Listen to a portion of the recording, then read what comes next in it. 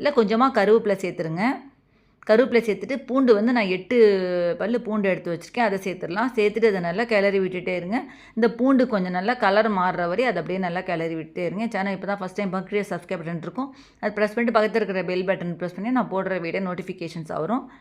இப்போ அந்த பூண்டை நான் தான் அப்படியே கிளறி விட்டே இருங்க. இப்போ வெங்காயம் வந்து நான் 3 வெங்காயம் கட் பண்ணி எடுத்து வச்சுருக்கேன், அதை சேர்த்துடலாம். நான் மீடியம் சைஸில் வெங்காயம் வந்து கட் பண்ணி எடுத்து வச்சுருக்கேன். இப்போ அதை நல்லா அப்படியே சேர்த்துருங்க.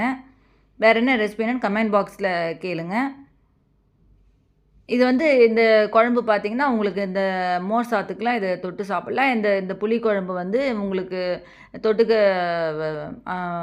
சிப்ஸு அப்பளம் அந்த மாதிரி வச்சு சாப்பிட்லாம். இந்த வெங்காயம் வதங்கிறதுக்கு கொஞ்சமாக உப்பு சேர்த்துருக்கேன்.